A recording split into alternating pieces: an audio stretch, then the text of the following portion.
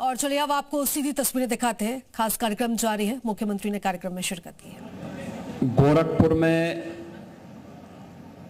राप्ती नगर मंडल के आज के इस प्रबुद्ध संवाद के एक कार्यक्रम में उपस्थित गोरखपुर के महापौर डॉक्टर मंगलेश श्रीवास्तव जी,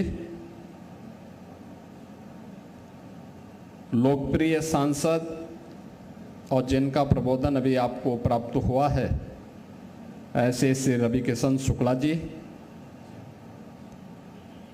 प्रदेश उपाध्यक्ष और विधान परिषद सदस्य डॉक्टर धर्मेंद्र सिंह जी, विधायक गोरखपुर ग्रामीण श्री विपिन सिंह जी, क्षेत्रीय अध्यक्ष श्री सहजानंद राय जी, महानगर संयोजक श्री राजेश गुप्ता जी, मंडल अध्यक्ष भारतीय जनता पार्टी श्री प्रशांत विश्वकर्मा जी, पार्षद श्रीमती पूनम सिंह जी,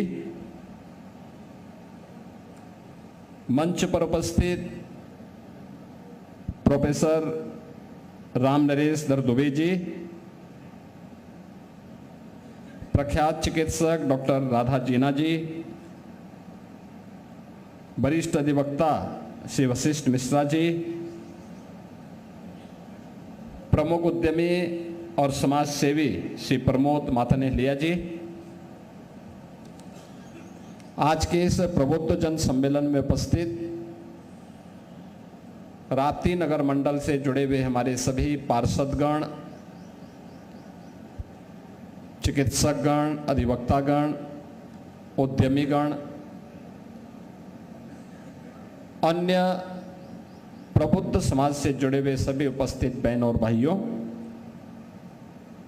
मैं सबसे पहले इस भीषण उमस भरी गर्मी में आप सबकी उपस्थिति के लिए आप सभी को हृदय से धन्यवाद ज्ञापित करते हुए आपका अभिनंदन करता हूं।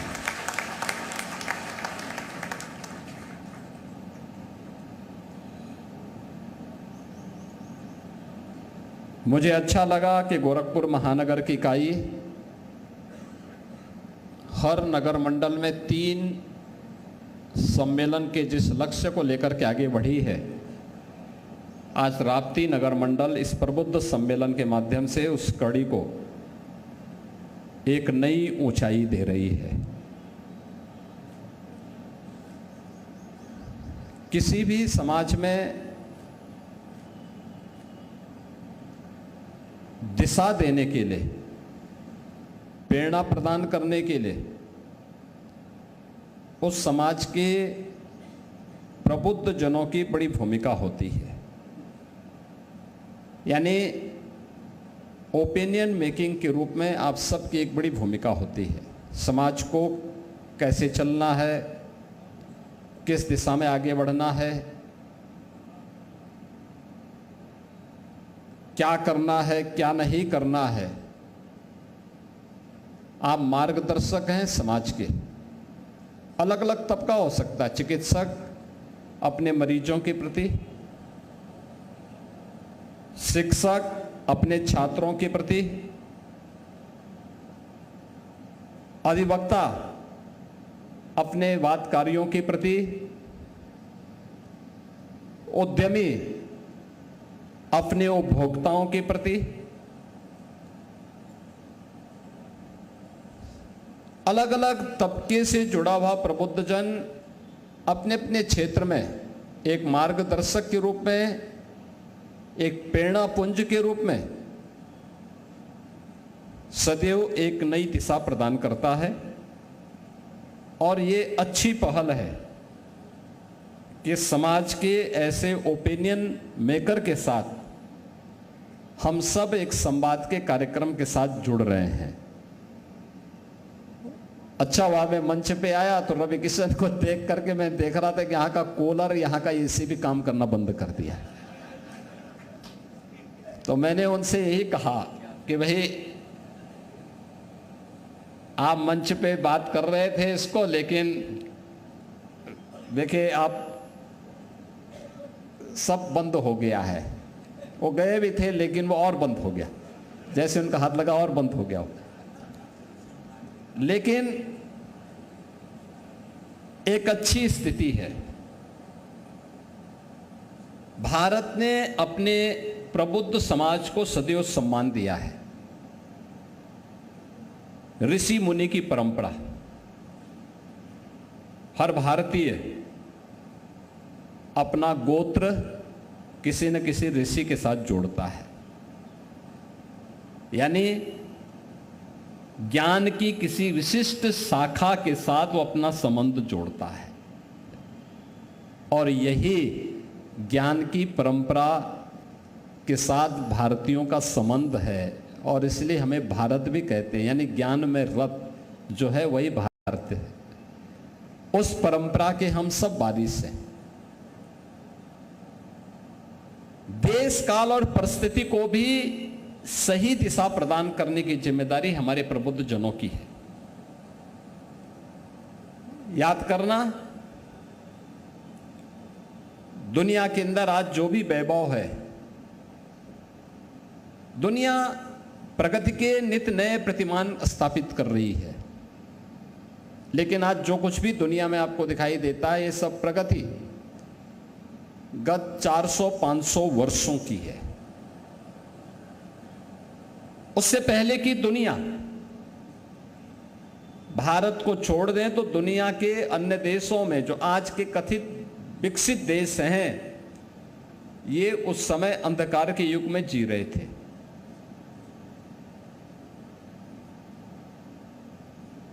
भारत दुनिया की उन प्राचीनतम सभ्यता और संस्कृतियों में है।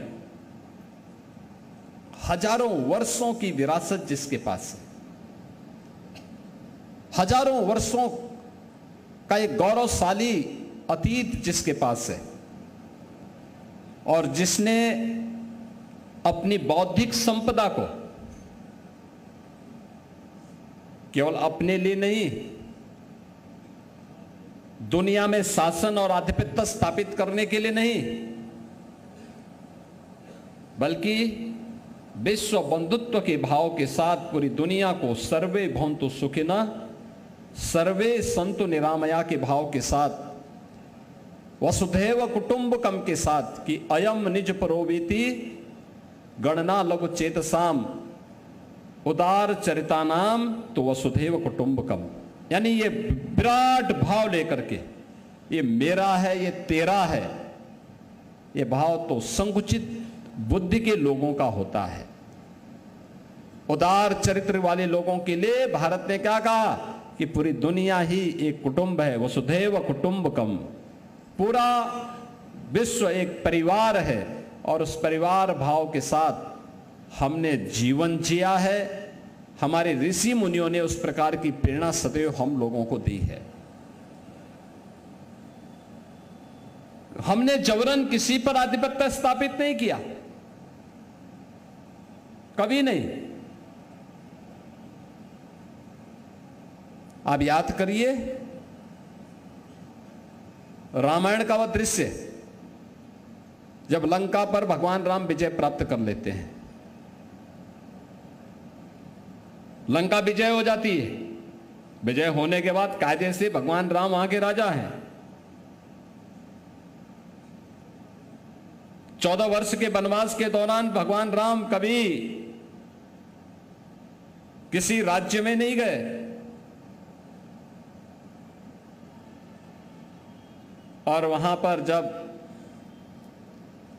लक्ष्मण से पूछते हैं भगवान राम कि लक्ष्मण हमारा काम हो गया है, अब हम लोग वापस चले।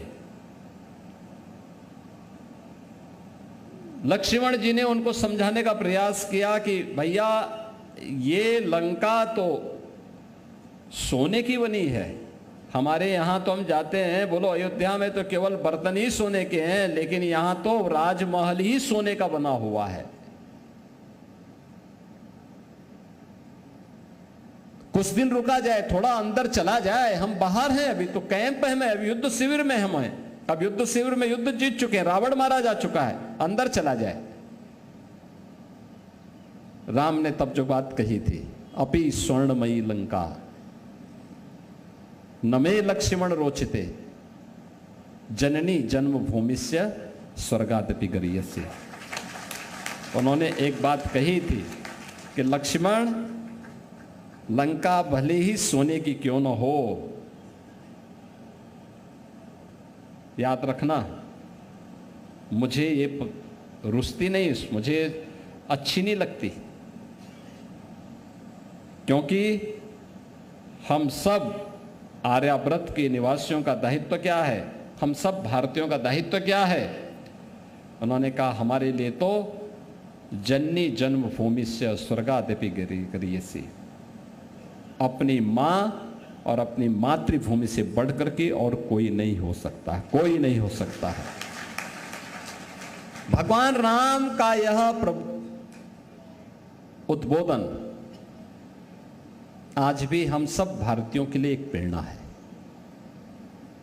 भगवान राम के इन शब्दों को जिस ऋषि ने हम तक पहुंचाया,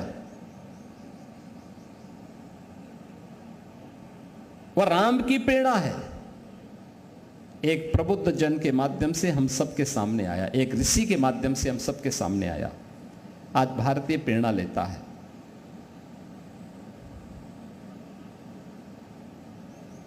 पूरा भारतीय प्रेरणा लेता है। कौन कोना है देश का जहां हम जाएं और हमारे बाने को पहन करके जब हम किसी के सामने जाते हैं तो लोग देख करके ही पहचान करके बोलते हैं जय श्री राम। देखिए, हमारा जान पहचान नहीं है।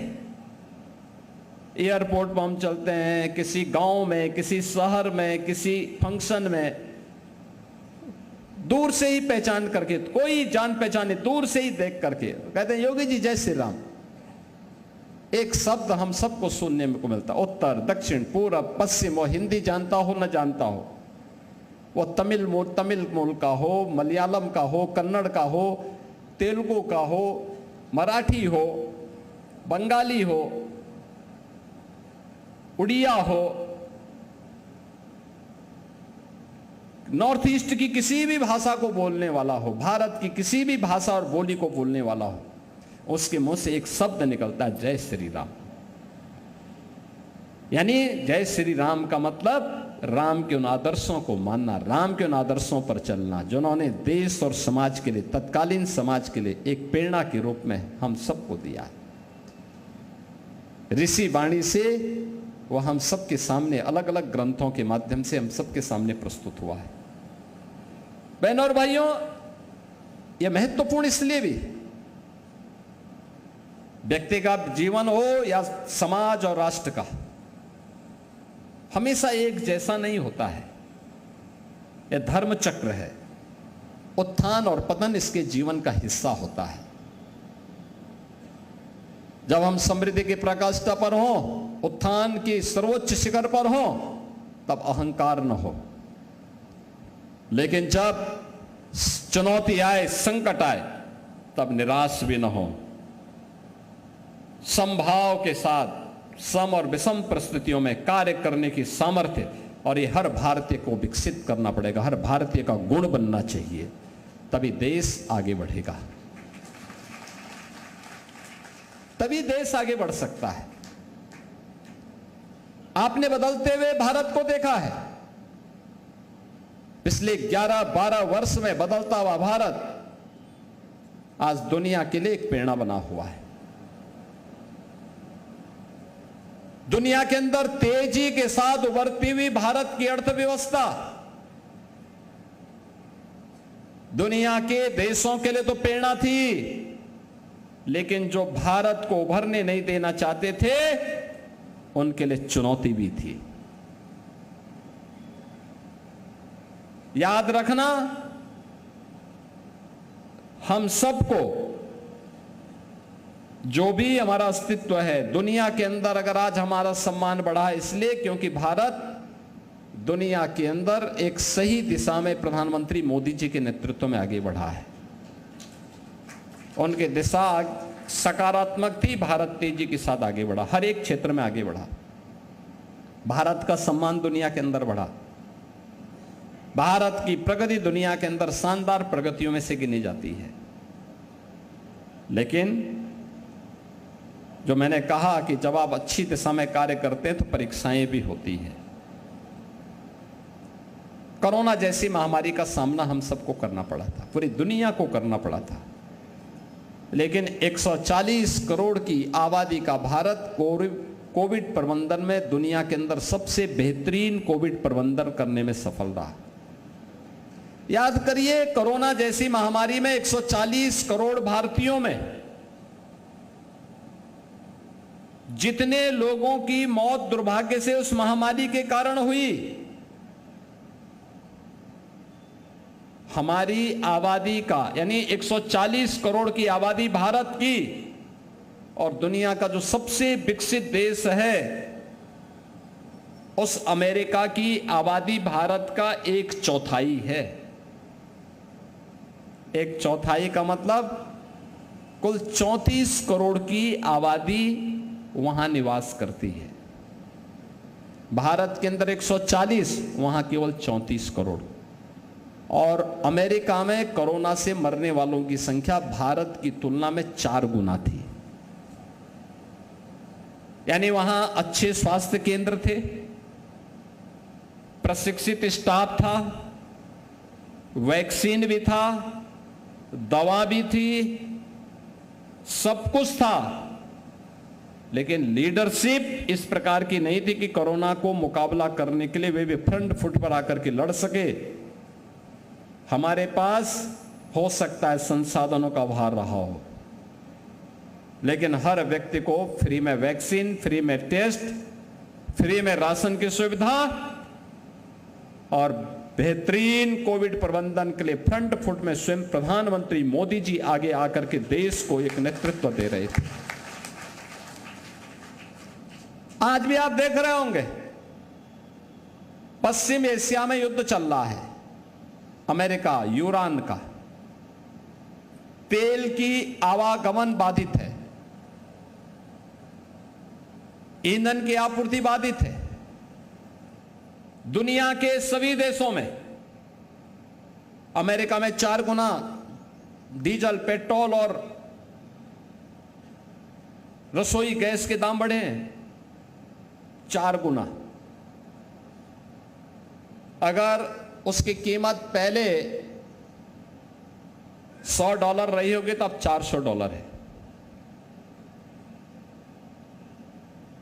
यूरोप के देशों की हालत खराब है। पाकिस्तान जैसे तैसे टाइम काट रहा है।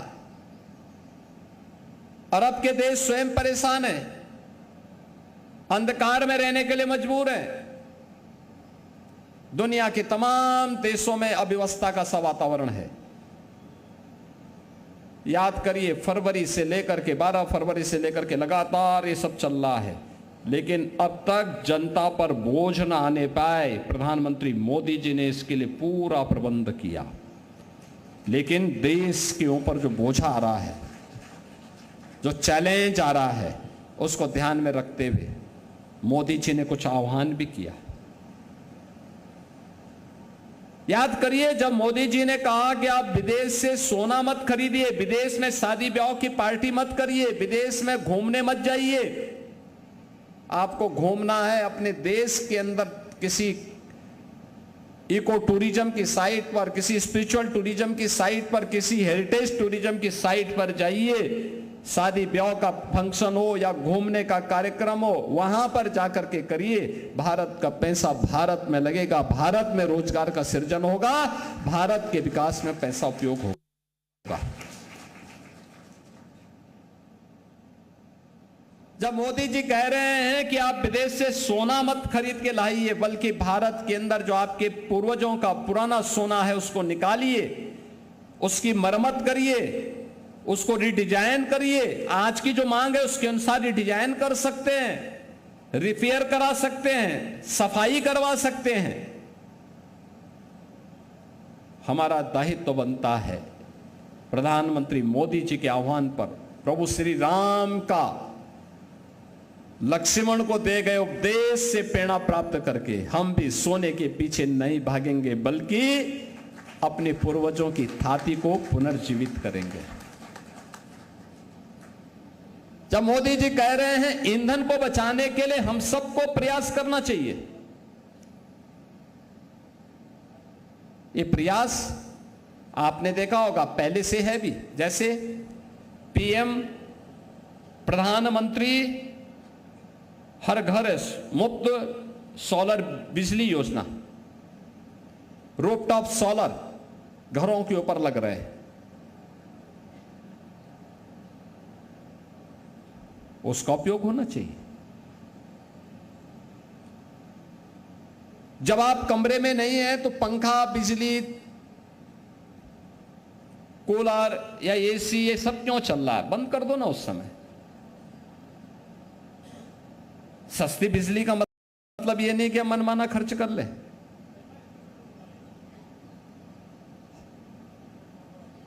अगर एक ही मोहल्ले से 10 बच्चे स्कूल जा रहे हैं, एक ही स्कूल में जाना है, तो क्या जरूरी है कि 10 कार जाए?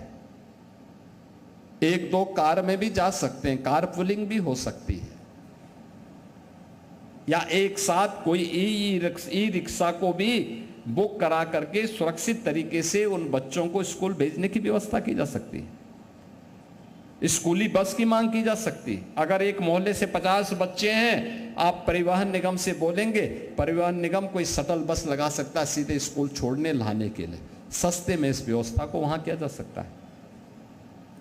आखिर जो 30-40 4 व्हीलर चलते हैं, इनकी बचत होगी ना, उससे तेल बचेगा ना। कैसे कंट्रीब्यूशन हम सब कर सकते हैं, ये आज की हमारी चुनौती, और हम उस चुनौती के लिए अपने आप को तैयार करें। दूसरा, आपने बदलते हुए भारत को देखा है, बदलते हुए उत्तर प्रदेश को भी देखा है और बदलते हुए गोरखपुर को भी देखा है। याद करिए ना क्या स्थिति थी आज से पहले। आज से पहले 2017 के पहले इंसेफ्लाइटिस की बीमारी का खतरा नौनिहालों के लिए।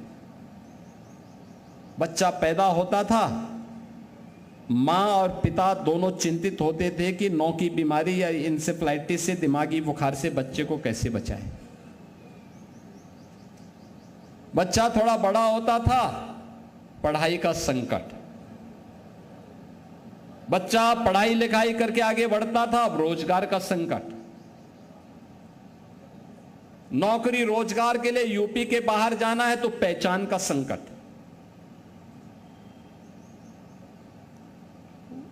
कहीं बाहर कहीं काम धंधा शुरू किया भी तो पता लगा कि घर की पुश्तैनी संपत्ति पर किसी ने कब्जा कर लिया। विकास ना, बिजली नहीं, सड़क नहीं, रोजगार नहीं, अन्नदाता किसानों के लिए कुछ भी सुविधा नहीं, व्यापारी से गुंडा टैक्स,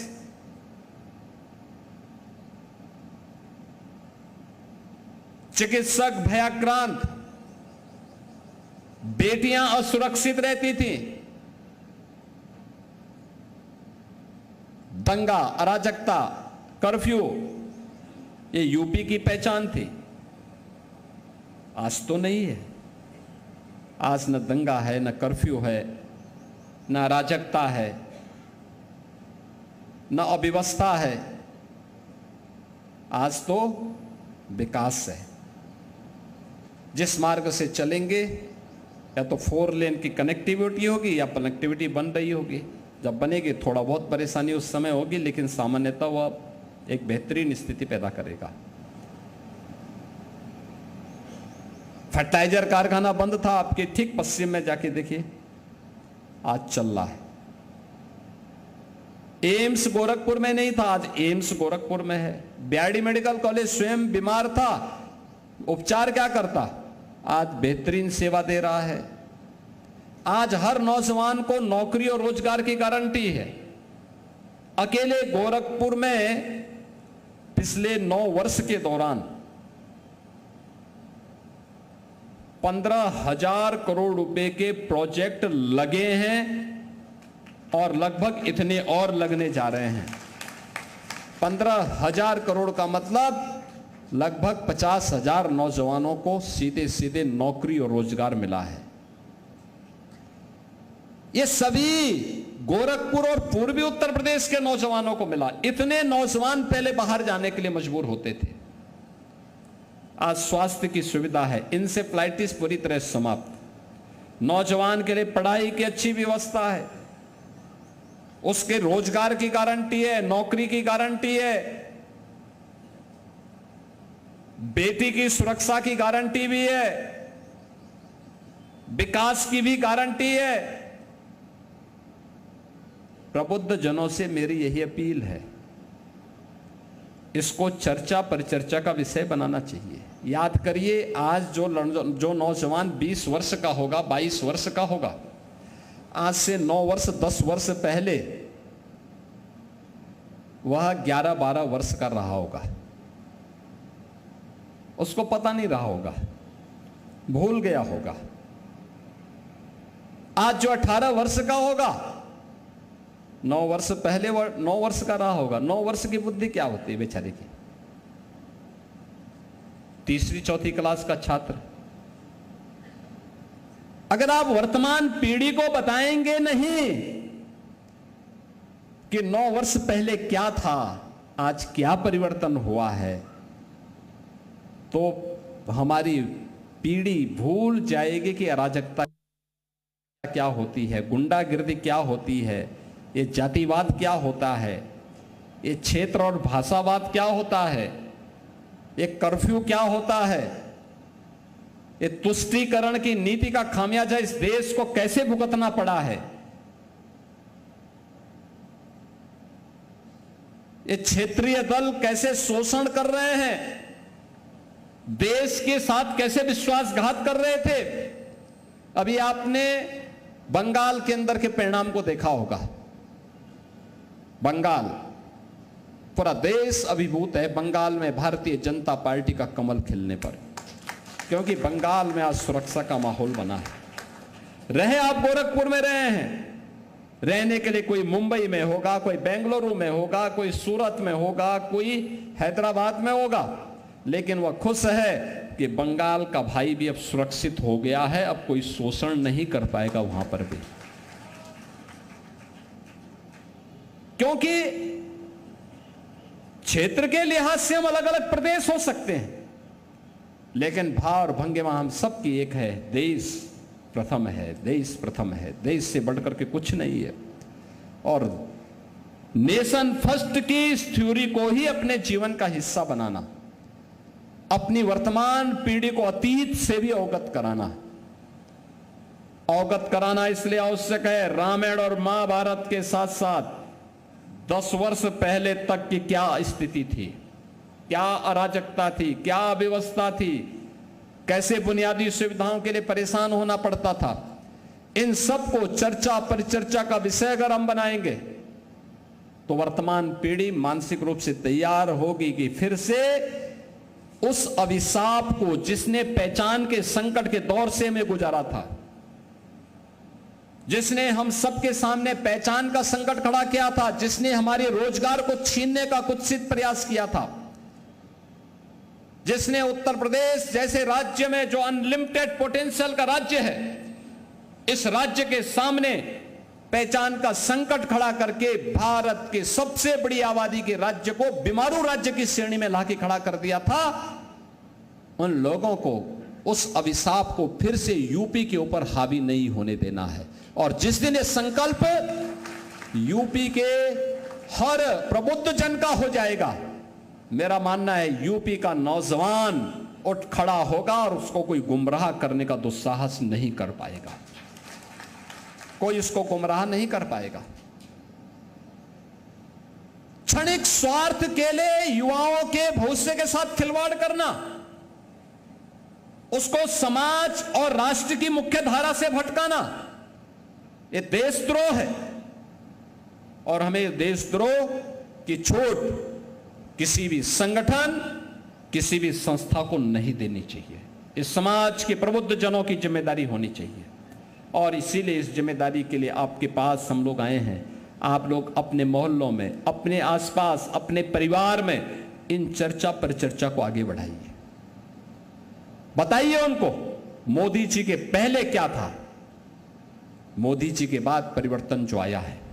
आप मुझे बताइए, मोदी जी के प्रधानमंत्री बनने के बाद भारत विकास के पथ पर अग्रसर हुआ तेजी के साथ। भारत की नई पहचान बनी, दुनिया के अंदर सम्मान बढ़ा और यूपी में डबल इंजन सरकार आने के बाद कर्फ्यू मुक्त, गुंडा मुक्त, माफिया मुक्त और अयोध्या में राम जन्मभूमि का भव्य राम मंदिर का निर्माण। क्या ये हो पाता अगर ये डबल इंजन की सरकार नहीं हो पाती? तो अपनी पीढ़ी को सौभाग्यशाली मानो कि इस लोक में तो आप अभिभूत हैं ही, इस लोक के बाद भी आप बता सकते हैं कि हमारे सामने प्रभु का भव्य मंदिर का निर्माण हुआ है। ये बता सकते हैं। और इसलिए बहनों और भाइयों, प्रबुद्ध जनों का आह्वान करने के लिए मैं आया हूं। याद करिए 1965 में भारत के एक प्रधानमंत्री से लाल बहादुर शास्त्री जी ने देशवासियों का आह्वान किया था कि अमेरिका ने गेहूं बंद कर दिया था भारत का, और तत्कालीन प्रधानमंत्री ने देशवासियों का आह्वान किया था। भारत में गेहूं का उत्पादन उतना नहीं हो रहा था, उन्होंने कहा था एक समय व्रत रखो, और भारत के लोगों ने व्रत रखा था। एक समय व्रत रखा था। हर परिवार में सप्ताह में एक दिन व्रत रखता था परिवार। और मैं देखता हूं ये व्रत रखने की परंपरा तब से जो चली, भारत के आरोग्यता का कारण भी बनी।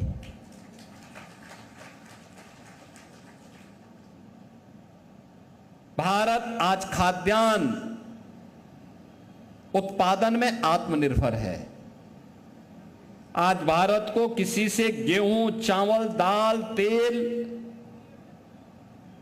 सब्जी, फल इसके लिए निर्भर नहीं होना पड़ता है। और मैं कहता हूं उत्तर प्रदेश का अन्नदाता किसान को सुविधा मिले, अकेले उत्तर प्रदेश पूरी दुनिया का पेट भरने का अन्न उत्पादन आज के दिन पर कर सकता है। यह ताकत है हमारी, और उसी ताकत के लिए हम सबको तैयार होना होगा। आने वाली चुनौतियां हम सबके सामने आएंगी, और चुनौती मनुष्य के सामने ही आती है। हमें उससे भागना नहीं है, उसमें हताश और निराश भी नहीं होना है, उसका मुकाबला करना है। उसके लिए अपने आप को मानसिक रूप से तैयार करना है। प्रधानमंत्री जी का आह्वान हुआ है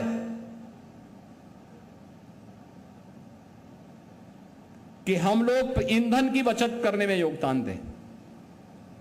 नगरीय क्षेत्र में हमारा प्रयास होना चाहिए, एलपीजी की कालाबाजारी हर हाल में रुकनी चाहिए, और जो कर रहे हैं उन पर सख्त कार्रवाई भी होनी होगी। लेकिन प्रबुद्ध जनों का भी दायित्व बनता है कि वे बोलें, जो गलत कर रहा है उसको चेतावनी भी दे दें, और नहीं तो प्रशासन की कार्रवाई करवा दें। हमारा प्रयास होना चाहिए पीएनजी के कनेक्शन के लिए हम आवेदन करें, स्मूथ कनेक्शन मिल जाएगा। सिटी गैस डिस्ट्रीब्यूशन की व्यवस्था के साथ हम जुड़ेंगे और अच्छे परिणाम उसके आ सकते हैं। जितनी आवश्यकता है, अगर ईंधन की कुछ ज्यादा क्राइसिस आती है, घर में भोजन के आइटम कम हो सकते हैं। यह आवश्यक नहीं कि 56 व्यंजन बनने ही बनने हैं, वह कम भी हो सकता है। अगर पब्लिक ट्रांसपोर्ट की सुविधा है, सिटी बस सेवा है, हम प्रयास करें एक दिन, सप्ताह में एक दिन, 2 दिन ऑफिस जाने के लिए, किसी सरकारी कार्यक्रम में जाने के लिए, किसी बाजार को जाने के लिए अपनी कार, अपनी बाइक ले जाने की बजाय उस सेवा का उपयोग करें, सामूहिक रूप से करें, अच्छा परिणाम आ सकता है। कुछ तो पहल होनी चाहिए।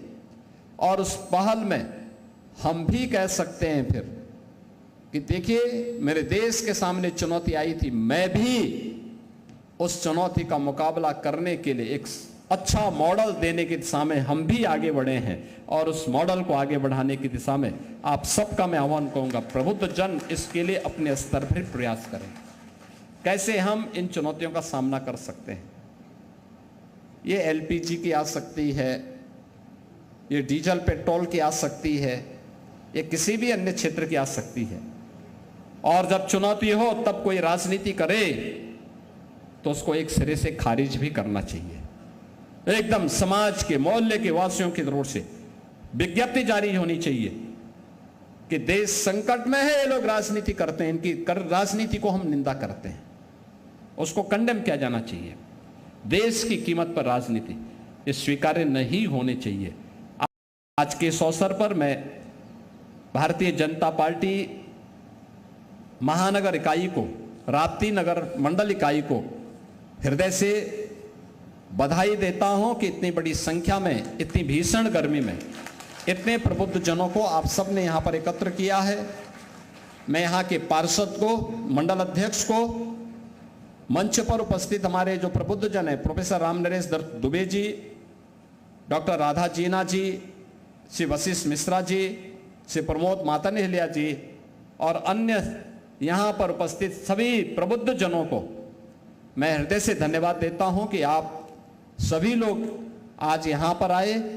विकास की भी प्रक्रिया के साथ आने वाली चुनौतियों का मुकाबला कैसे हमें करना है, इन चुनौतियों से भी आप सब वर्तमान की चुनौतियों के साथ, देश के साथ मिलकर के, कंधे से कंधे मिलाकर के समाज को एक नया मार्गदर्शन देंगे। इस विश्वास के साथ आप सबके प्रति मैं अपनी शुभकामना देता हूं। धन्यवाद। जय हिंद।